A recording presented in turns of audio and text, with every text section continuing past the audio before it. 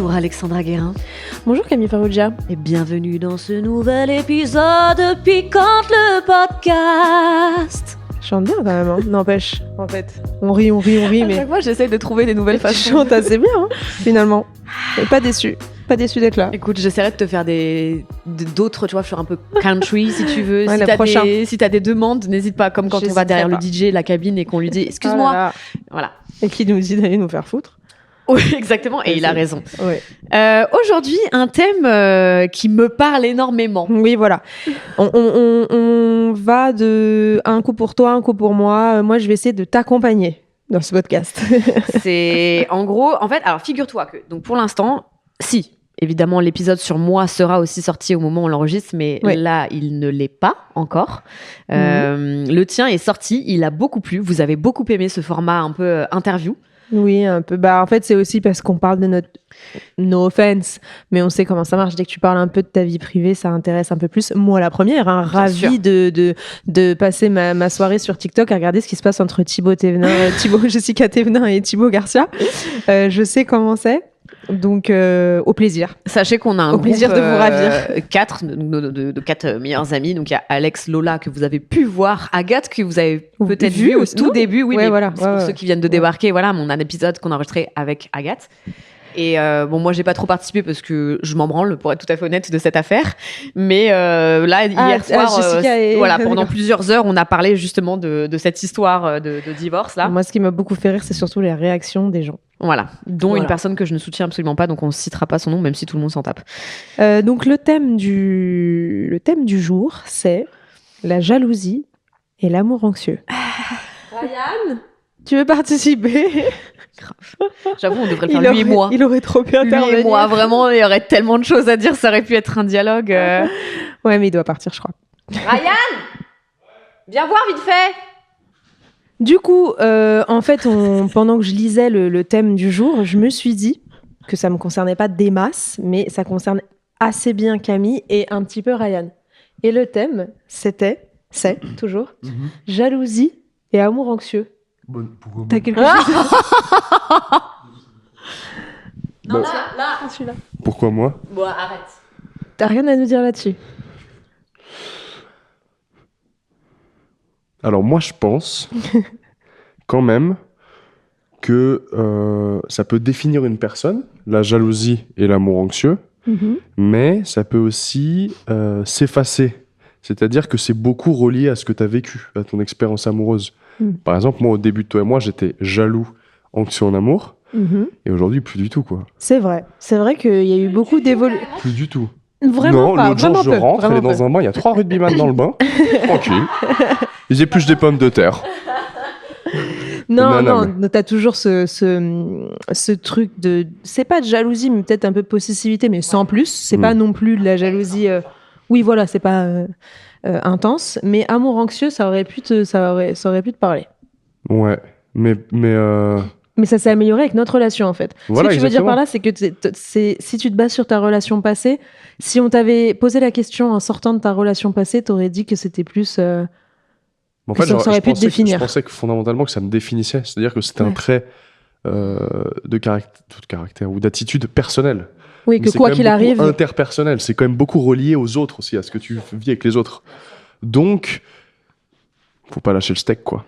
Oui, donc ça va bien se passer. C'est une question, en fait, c'est la confiance que la personne avec qui tu es va placer en toi, ou en tout cas va te donner, qui va toi t'aider à faire le chemin, et du coup tu te rends compte que finalement tu n'es pas défini par ça, et que selon qui tu es en face de toi, tu es capable d'être autre chose. Selon ce qu'on te donne aussi, comment la relation se passe et tout ça. Allez, au revoir. Merci Ryan. Allez, bonne journée. Avec grand plaisir. Du coup, après cette petite interlude et cette participation ravissante, revenons à nos moutons. Ryan n'en Donc est déjà, pas un. C'est vrai. On a deux visions assez différentes parce que, pour poser le contexte, c'est même pas une question de vision, c'est une question de ressenti. Moi, je suis très peu jalouse, mais c'est marrant parce que, comme vient de le dire Ryan, c'est vrai que je suis un peu plus jalouse dans ma relation avec Ryan, par exemple, que dans mes autres relations. Donc, peut-être qu'on pourra essayer de trouver pourquoi dans cette thérapie ensemble. Et Par contre, je n'ai pas non plus spécialement d'amour anxieux. Je l'ai vécu pendant un temps, au début de ma relation avec Ryan, encore une fois, parce que je sortais d'une rupture et donc du coup, j'étais assez instable émotionnellement. Mais sinon, quand je suis bien, quand je suis bien avec moi-même au départ, moi, je suis pas très anxieuse en amour. Donc voilà, à l'inverse de Camille, qui, comme si vous nous écoutez, suivez depuis un petit moment. Moi maintenant aussi, quand même. Ouais, alors, oui, on a fait des efforts. Il y a des efforts. Mais qui, depuis des années, traîne ce truc d'amour anxieux. Donc voilà pourquoi on a voulu parler de ce sujet, parce que déjà, vous nous avez beaucoup demandé, la jalousie. Ouais. Parce que je pense qu'il y a beaucoup plus de meufs comme moi que comme toi. Oui. Je sais que quand je fais des stories où j'en parle, où vraiment j'en parle, je m'étale, j'écris plein de trucs sur la façon dont je ressens les choses, comment je me comporte en couple et tout, voilà. C'est des stories sur lesquelles j'ai toujours énormément de réactions et je me dis putain, mais on est toutes les folles du bus, quoi. En fait, le truc, c'est que je pense, moi, si je parle de mon point de vue, déjà, premièrement, le truc qui m'aide, moi, dans toute ce jalousie amour anxieux, c'est que j'ai plutôt confiance en moi. Ouais. Donc déjà, je pense qu'il y a pour moi, ces émotions-là, ces sentiments-là, ils partent beaucoup de toi. Enfin, au départ. Et donc, le fait d'avoir, j'ai pas 100% confiance en moi, il y a bien sûr des trucs sur lesquels j'aimerais changer, je me compare et tout, mais j'ai quand même globalement confiance en moi et ce que je vaux. Et j'ai ce truc d'être très, très digne. Et donc, je veux pas que les autres aient la main sur comment je me sens. Genre, je veux pas, et surtout un mec. Genre, depuis très jeune, je me dis, je peux pas me sentir, ou en amitié, on en a parlé de l'amitié, j'avais vécu ça quand j'étais ado. Ouais. Je peux pas, j'ai peur qu'on parle sur mon dos, je suis jalouse que machin m'ait pas invité et tout. C'est non. Genre, et du coup, je suis très en contrôle de ce truc-là chez moi, que parfois, évidemment, tu laisses déraper, parce que c'est déjà arrivé. Ce que j'allais dire, est-ce que du coup, tu vois, c'est pas aussi finalement le fait de contrôler ce genre de truc, parce que... Ah oui, aussi. Mais aussi, j'allais ajouter une deuxième chose, si par contre, là, on part avec la relation avec les autres, c'est que j'ai eu la chance, je pense, quand je fais quand même le rétrospectif de mes relations, d'être dans des relations plutôt saines et stables, où on m'a rarement, on a peut-être trompé tout ça, mais en tout cas, je suis pas vraiment au courant. Bon, si, j'ai quand même un ex qui je suis restée un moment, si vous arrivez à faire le compte, qui a fait j'appellerais ça micro-tromperie, parce que j'ai pas de preuve de vraie tromperie.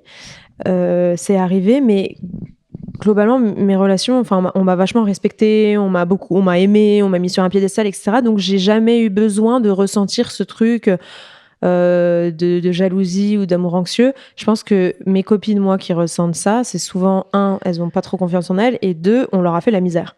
Tu vois, genre, elles ont eu des relations où elles se sont fait tromper, où elles ont trouvé des trucs dans les téléphones, ou...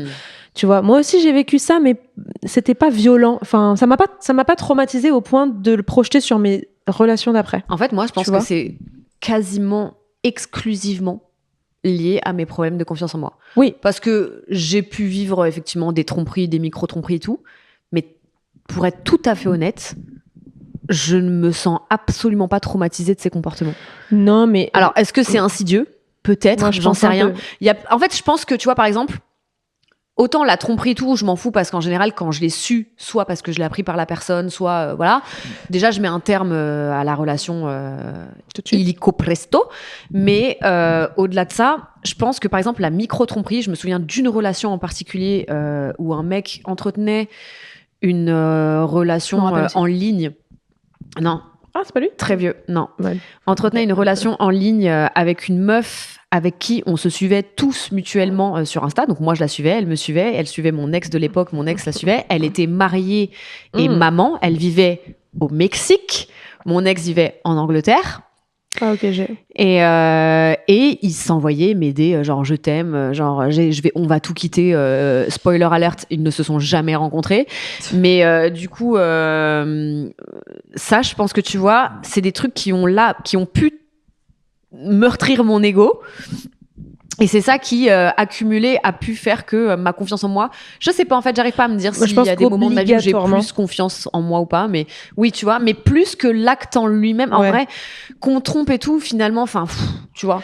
Ouais, mais je pense qu'obligatoirement, c'est inconscient. Mais même moi, hein, parce que moi, là, j'ai dit que globalement, j'ai des relations saines et tout, mais il y a quand même ce petit truc inconscient, même des trucs qui nous arrivent pas à nous. Genre, moi, par exemple, souvent, je dis à Ryan, tu sais, quand on en discute, je dis, il y a 2 jours, j'ai fait un rêve, je me rappelle plus s'il me quittait ou quoi, mais genre, je sais que c'était pas top le rêve. Quand je me suis réveillée, il te prêtait pas attention. Pas, ou je sais pas, comme moi la veille. Avec Alex, on fait les mêmes rêves, mais à un jour d'intervalle. C'était trop désagréable. Et du coup, quand je lui en ai parlé, et bon, évidemment, non, bref. Et après, je lui ai dit, mais en même temps, moi, je me dis tout le temps, j'ai jamais vécu de truc hardcore. Moi, je découvre que mon mec a une double truc, ou me trompe et tout. Et tous les jours sur Internet, tous les jours dans mon quotidien, j'en entends parler, des histoires de dingue. Mais ça peut être la voisine, comme ça peut être sur TikTok, comme ça peut être la copine d'une copine de machin à la danse de ma fille ou je sais pas quoi. Je me dis, pourquoi pas moi ? Bien sûr. Pourquoi est-ce que moi, je serais épargnée, en fait, par toutes ces conneries, tu vois ? Donc, même les trucs qui te sont pas arrivés, c'est un peu inconscient. Tu vois, il y a des petits trucs que je peux faire. J'ai déjà fouillé dans les téléphones et tout. Et c'était pas parce que moi, je ressentais quelque chose. C'est parce que je me disais peut-être un peu ça, genre pourquoi pas moi finalement, tiens, je vais quand même regarder dans le téléphone, on sait jamais, je vais pas jouer la conne en mode non, moi mon mec il est différent, ma relation elle est différente, non, tu vois, enfin. Non mais de toute façon déjà c'est simple, quand on cherche on trouve toujours. Donc obligatoirement je pense qu'il y a quand même ce truc d'inconscient, même si toi t'as pas vécu le truc comme un trauma, je pense que quand peut-être même. Oui, ça a dû nourrir une certaine faille ou peur, voilà bien sûr. Bon alors, c'était l'intro. Voilà, partir. Il y a des choses qui sont intéressantes parce que tu vois, il y a écrit « Est-ce que la jalousie est forcément toxique ?» Je pense que oui. Après, tout dépend de la façon dont elle est interprétée et dont elle est projetée sur l'autre. Enfin, tu vois, dans tous les cas, c'est rarement quelque chose de... C'est pas un sentiment positif. Non. Donc forcément... quand toi tu le ressens, c'est pas positif, ça te fait te sentir mal, donc obligatoirement ça n'amène pas du positif. Maintenant, moi si j'étais en couple, je suis en couple, mais si j'étais dans une relation où il y avait zéro jalousie, c'est-à-dire que vraiment, je sais pas, genre il pourrait m'arriver n'importe quoi, on est en soirée, un mec il me parle, il me touche le bras et tout, et mon mec je lui dis, il me dit oh ça va, ça me gonflerait. Ouais.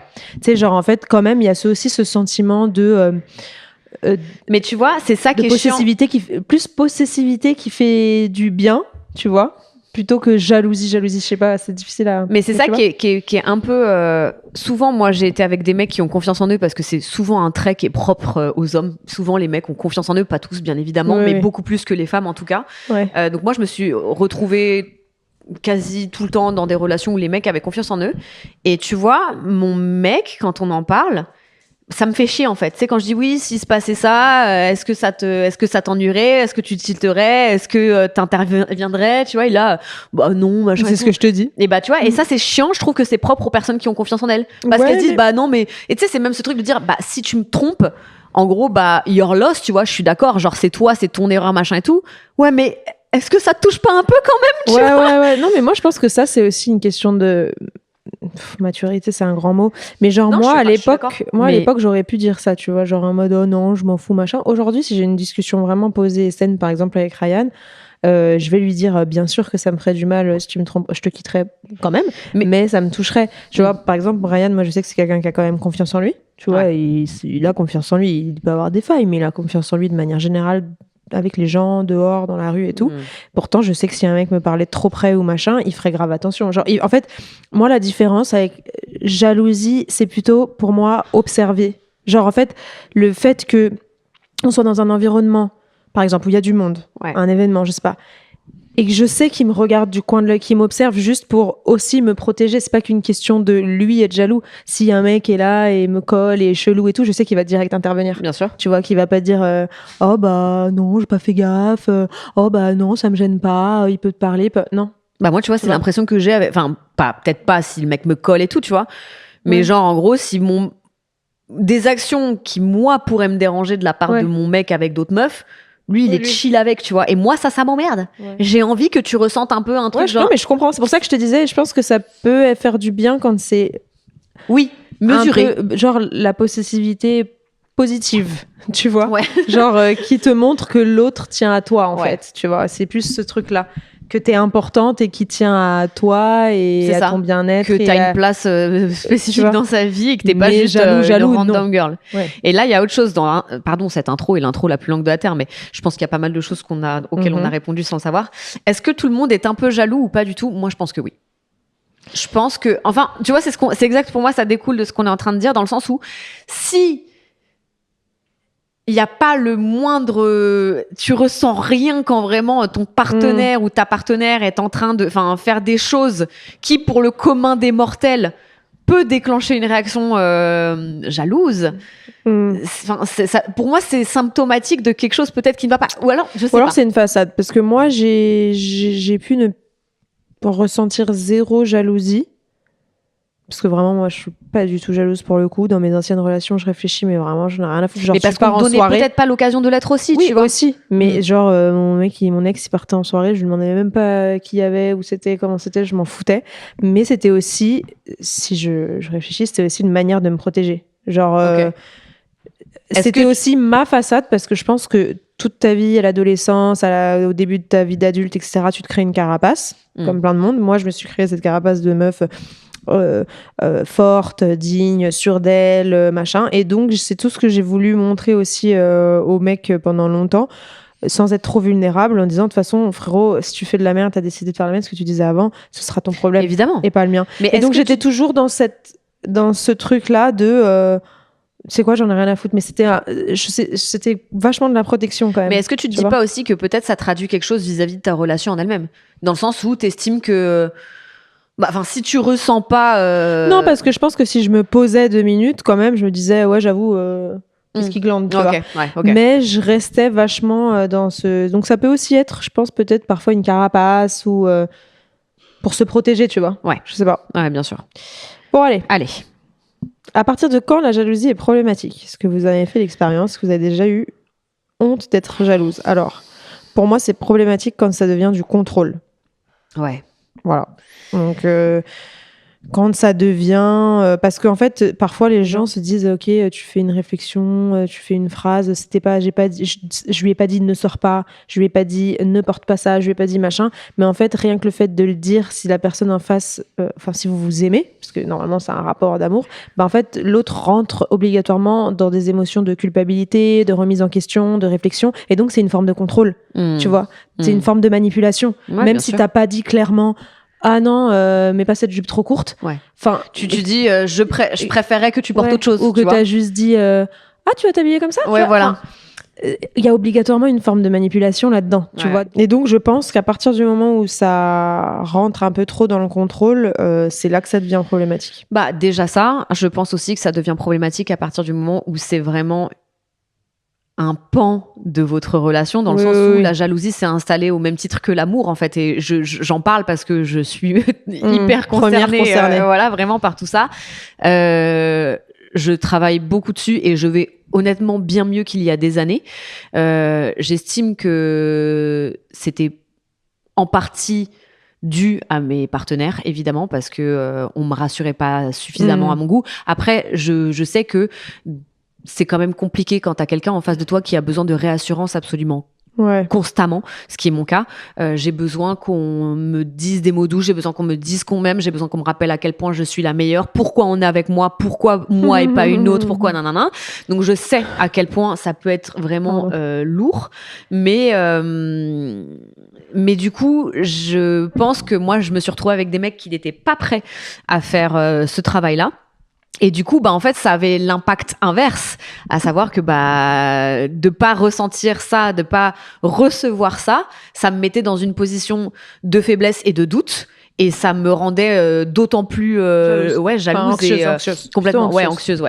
Et voilà, en fait, c'est si on laisse tout ça s'installer et que la personne avec qui on est n'est pas prête à en fait subvenir à nos besoins, à partir de là forcément quelque chose de compliqué s'installe et c'est dur d'en sortir en vrai. Oui, c'est un peu ce que disait Ryan tout au début finalement, c'est que c'est dépendant de toi, parce que ça fait aussi partie de toi par rapport à la confiance en toi, mais c'est aussi hyper en relation avec ce que les autres te donnent. Complètement. Tu vois. Complètement. Et la façon dont ils te font te sentir dans la relation.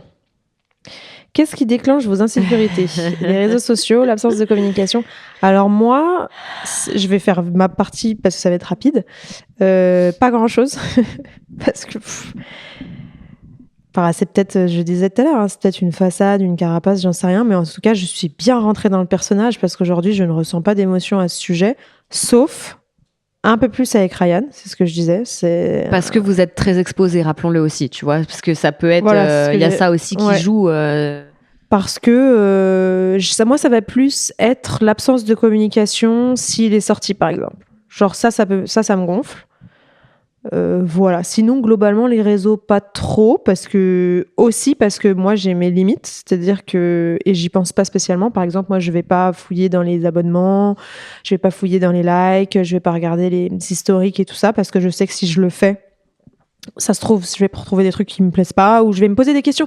C'est déjà arrivé tout au début que j'y aille, et j'étais là, mais c'est qui, machin et tout, ah, c'est une copine de là, c'est une copine d'enfance, c'est ceci. En fait, ça fait rentrer dans ta tête des trucs alors qu'il y a souvent pas lieu d'être, parce que c'est normal d'avoir une vie avant.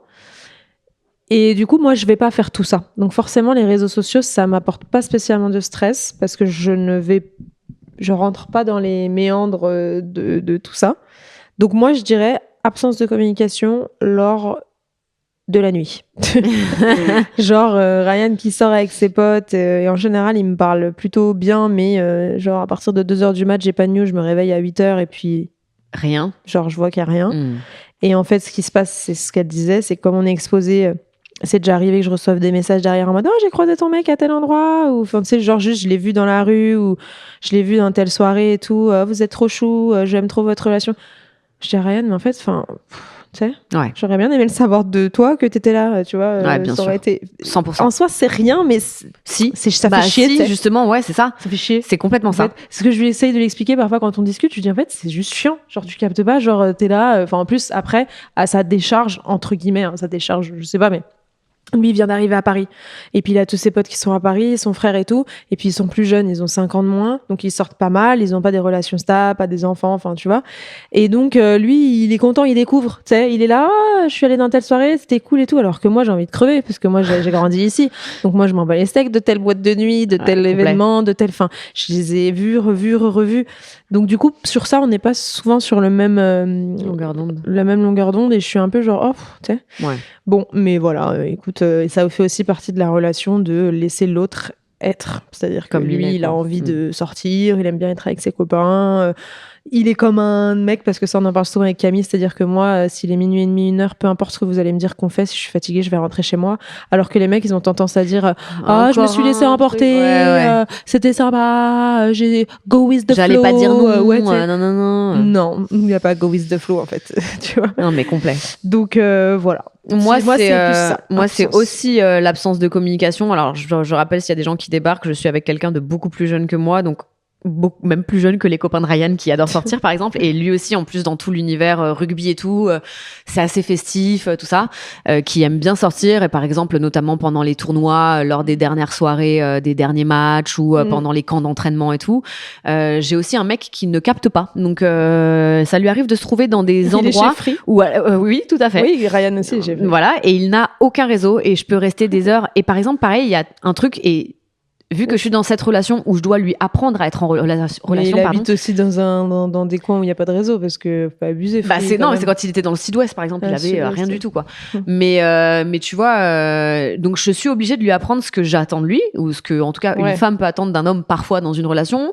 Et là par exemple l'été dernier, à un moment il était dans le Sud-Ouest, il est sorti avec ses copains et il m'a dit on est dans un bar et ensuite on va aller dans une petite soirée, je sais pas, un truc en extérieur, un bar ou je sais pas quoi. Ok, très bien. Le lendemain, moi, contrairement à Alex, je fouille les abonnements, je fouille les likes, je fouille les commentaires, je regarde les nouveaux abonnés, elle sais tout. Moi, je sais tout. Et du coup, je vais checker cette fameuse localisation, cette fameuse soirée. Je vois pas que c'est un truc avec 1000 personnes en extérieur dans le golfe de Seignos et tout machin. Et je lui dis, mais tu te fous de ma gueule, en fait, c'est genre une petite soirée dans un bar en extérieur, c'est ça pour toi?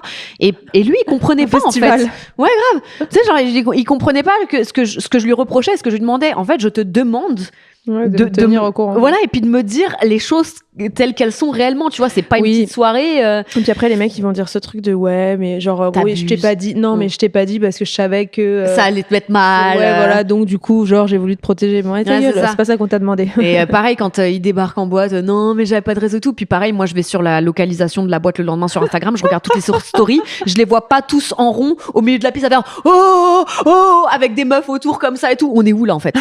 C'est quoi? C'est Street Dancers? Non, mais sans déconner, t'es quoi? T'es Mark Houston, en fait? Battle. Non, mais j'en peux plus. Donc, déjà, il y a ça, effectivement. Moi, je fais pas ça. Le fait qu'on soit à distance, du coup, rend la communication d'autant plus importante parce que c'est le seul lien qui nous.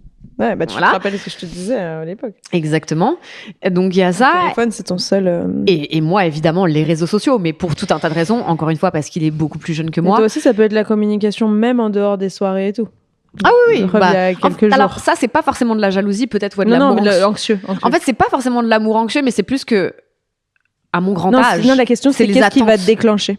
Ah oui, déclencher des insécurités. Oui, ça peut, clairement. Quand en fait, j'ai l'impression que, tu sais, genre, on n'a plus rien à se dire et que, genre, on tourne un peu en rond au niveau des sujets, qu'on se raconte que notre journée et tout, c'est vrai que, tu sais, très vite, moi, en fait, comme j'ai tellement peur de la routine, alors que c'est censé être quelque chose de normal, j'aime pas ça. Donc, il y a ça aussi.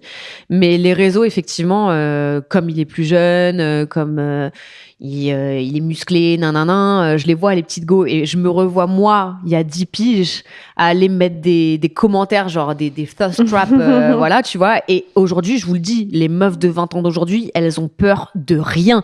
Mais quand je vous dis, les DM qu'ils reçoivent, parce qu'ils m'envoient des screenshots à chaque fois, genre là, il a reçu mais toi, t'es partout sauf dans mon lit, en fait. Mais des trucs comme ça, tu vois. C'est téméraire. Voilà, mais en même temps, si, ça y est, il a posté un truc où t'es dessus. Parce qu'avant, je disais en même temps, c'était pas clair qu'il était on me voyait en story, mais on me voyait pas en post. Maintenant, ça y est, je suis en post. Passé à mon goût, et je suis en 3e photo. J'attends d'être en couverture.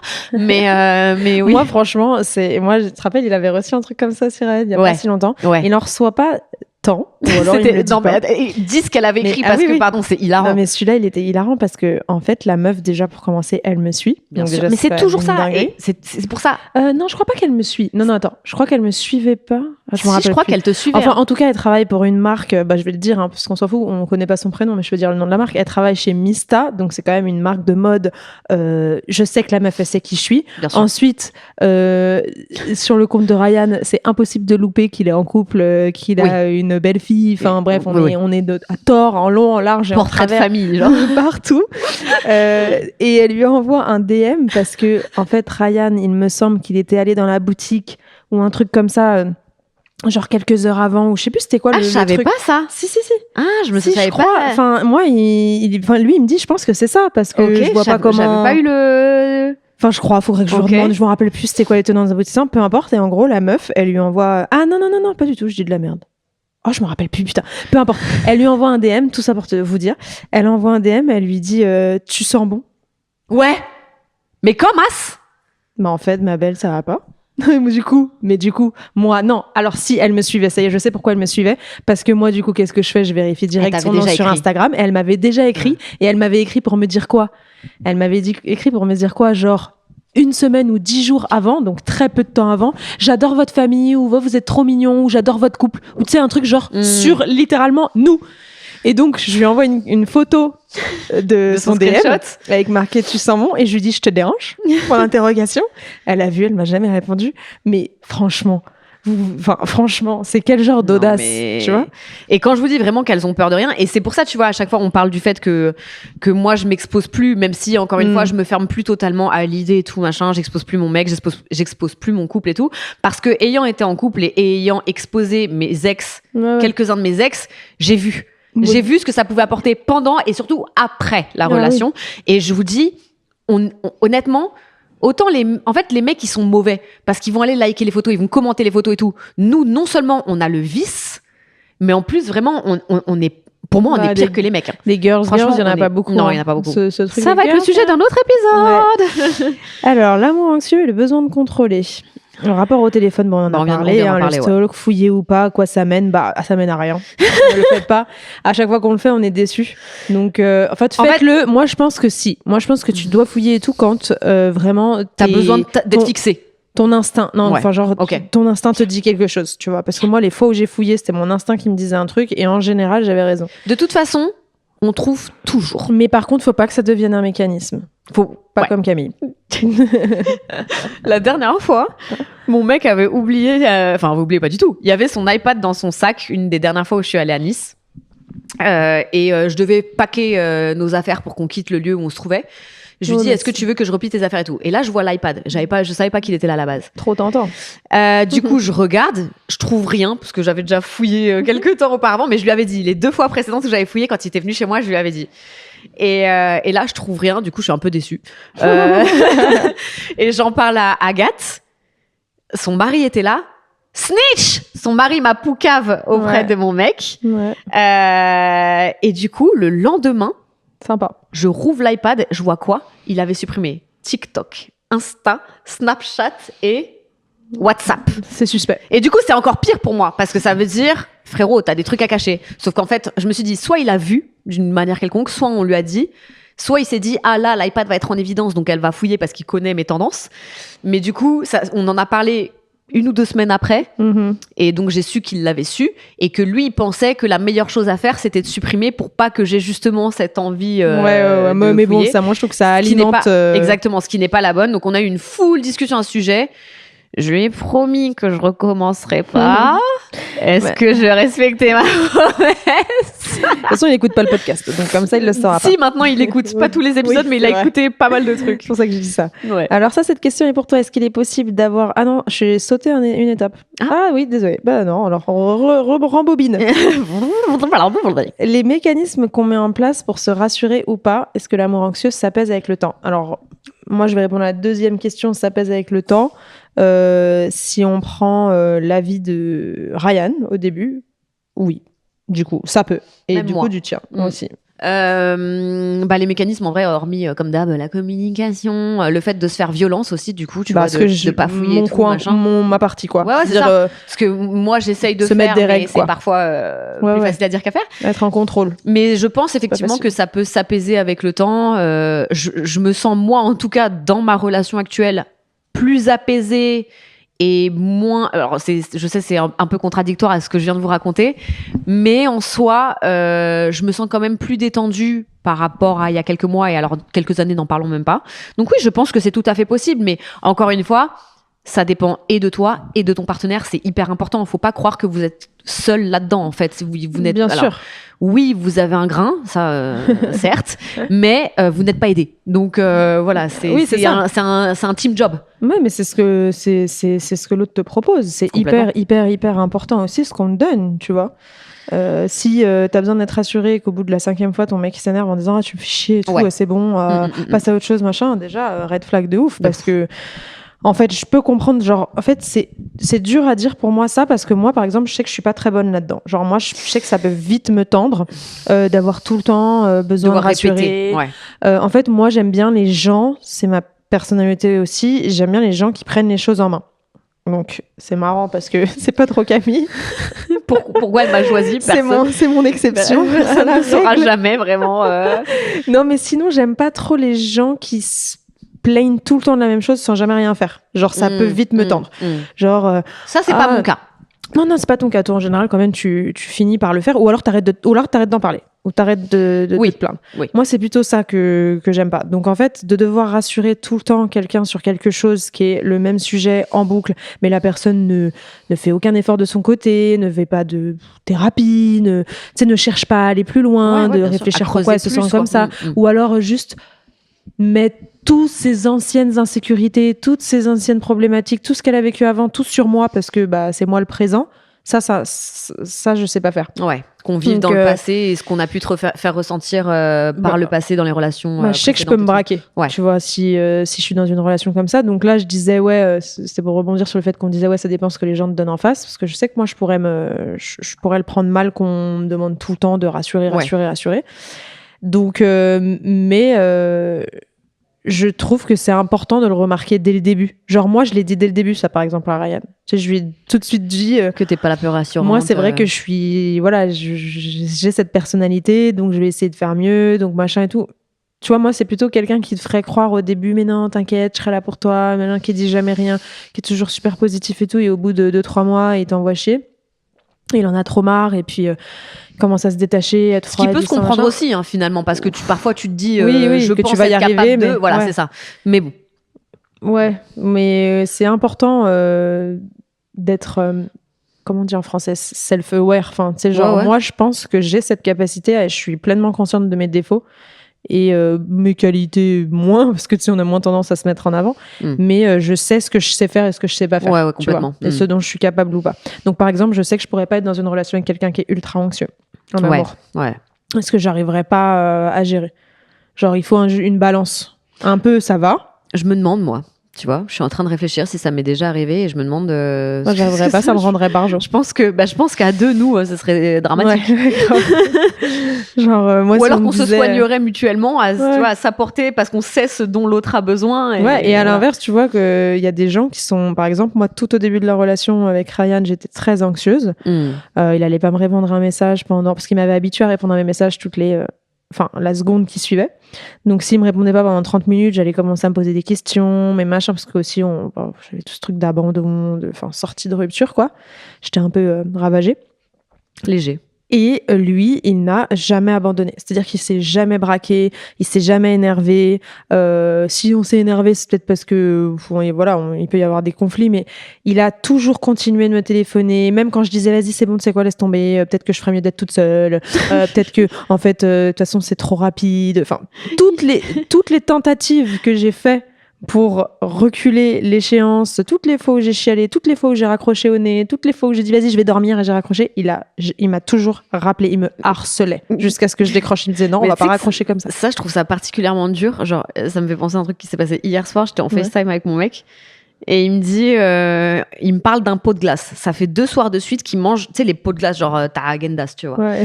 Et là, c'était les glaces de Charles Leclerc, là, le mec qui fait de la F1. Apparemment, il a fait des trucs qui contiennent pas trop de calories. Bref, donc il en a acheté 15, bref. Et ça fait 2 soirs qu'il mange un pot entier parce qu'il fait partie de ces personnes qui sont pas capables de manger juste un pot de la glace. Et voilà, tu vois. Comme plein d'hommes. Hein. Voilà. Et hier, je dis, mais. Il se goinfre. Je dis, mais arrête, tu sais, genre, arrête de faire ça et tout. Il dit, mais pourquoi ça fait que 400 calories. Moi, avec mon corps et ma dépense, il faut que j'en mange 2006. Et tu sais, donc je dis, il me dit, pourquoi ça te dérange et tout, machin. Je sais pas, genre, c'est pas fait pour ça. Il dit, mais qui l'a dit et tout. Et tu sais, genre, et moi, tu sais, ça m'énerve. Que tu me tiennes tête. Et tu sais, là, je lui dis, donc on était en FaceTime, mais je mets le téléphone comme ça, tu sais, je le regarde plus, j'ai plus le téléphone face à moi. Et je dis, bon, vas-y, je te laisse, j'étais dehors à Cocho. Je finis la balade et tout. Il me dit, bah non. Je dis quoi, bah non. Il me dit, bah tu me laisses pas. Il me dit, c'est pas parce que je suis pas d'accord avec toi et que je te contredis sur un truc que tu vas me laisser. Et tu sais, genre, c'était horrible parce que du coup, bah, il m'a forcé à rester en ligne avec lui alors que moi, je fulminais, genre. Et tu vois, c'est ça aussi où il m'apprend, c'est ouf parce qu'il est très jeune, mais quand je dis qu'il est plus mature que moi, normalement, je dis, ouais, bah, à plus tard. Et je raccroche, tu vois. Et là, il me force à aller, moi, dans mes retranchements. Et bah, tu vois, je pense que ça aussi, c'est bien quand t'es avec quelqu'un qui est anxieux, t'as besoin de quelqu'un en face de toi qui est comme ça. Qui te tienne tête aussi. Genre, c'est ça, qui te laisse pas, quoi. Parce que si, genre, tu dis, ah bah non, je me sens pas bien, je vais raccrocher, on se rappelle demain avec le mec, il dit, ok, bah passe une bonne nuit, il raccroche. Qu'est-ce que tu te fous de ma gueule? En fait, ni l'un ni l'autre ne convient. T'es pas déjà dans un train en train de venir me consoler? Je comprends pas. Donc, ouais, c'est nécessaire. Bon, on peut peut-être conclure. En vrai. Ouais. Est-ce qu'on en parle ou pas à sa partenaire? Bah oui, évidemment. Est-ce qu'on met en place pour prendre du recul? Est-ce qu'il est possible d'avoir une relation épanouie en étant jalouse?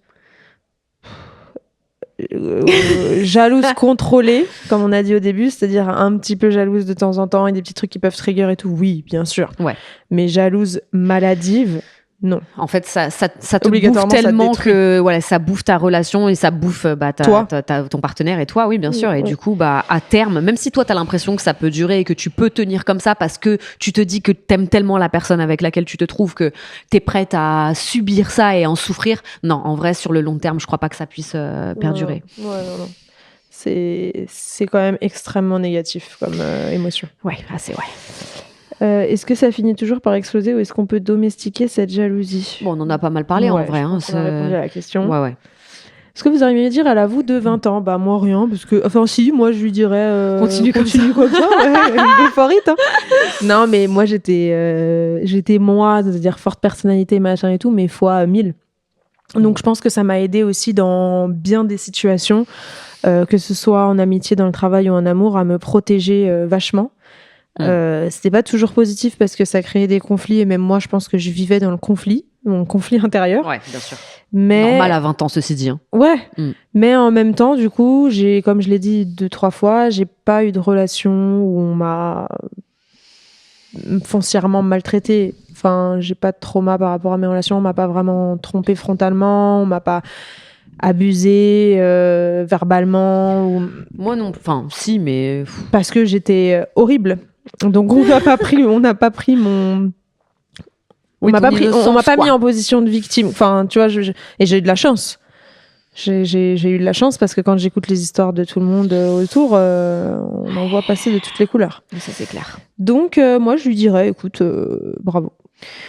Félicitations. Moi, je lui dirais, j'étais aussi la même chose, mais fois 10 000. Ouais. Je lui dirais, t'inquiète, ça va finir par se calmer un peu. Mais ce qui est très, très compliqué pour moi encore aujourd'hui, c'est d'accepter que d'autres personnes puissent mettre le doigt sur mes travers et ça, de me dire que l'autre personne a raison. Genre que oui, il faut que je travaille là-dessus, que nanana. Mais surtout, hein, moi, vraiment, je suis une grosse gamine. Je veux avoir le dernier mot et tout, et encore plus quand ça me concerne. Mais en tout cas, à 20 ans, ma grande, vraiment, force et honneur. Hein, c'est ça que je te dirais, respect et robustesse, hein, parce que ça va pas être facile. Hein. Ouais. Tu vas en chier encore au moins 15 ans, parce que là, on y est, et c'est encore un peu compliqué parfois. Toi, t'étais vraiment dur avec toi-même à 20 ans, je pense. Et avec les autres aussi. Donc, oui, avec les autres aussi. Mais ouais, voilà. Hein. C'est tout pour nous, pour aujourd'hui. Allez, à la semaine prochaine. Ciao, ciao, ciao. Bon courage. C'était Piquante, le podcast de Camille et Alex, qui est produit et réalisé par Benjamin Septem-Ours.